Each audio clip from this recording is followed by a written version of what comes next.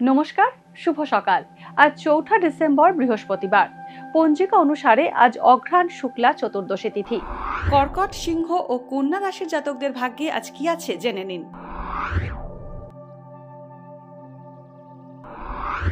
কর্কট রাশি, রাস্তাঘাটে সতর্কভাবে চলাফেরা করুন। দুর্ঘটনায় পড়তে পারেন বা আঘাত পেতে পারেন। অনেক দিন ধরে ভুগছেন এমন অসুখ থেকে মুক্তি পেতে পারেন।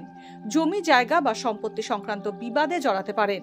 অপ্রত্যাশিত লাভ এবং আয় বৃদ্ধির যোগ রয়েছে। সেবামূলক কাজের সঙ্গে যুক্তদের সুনাম বাড়বে এবং আর্থিক উন্নতি হবে।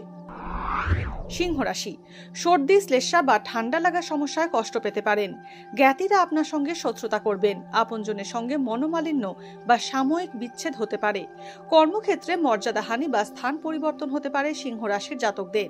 বিপরীত লিঙ্গের প্রতি আকর্ষণ বাড়বে। দাম্পত্যের সমস্যা আসতে পারে।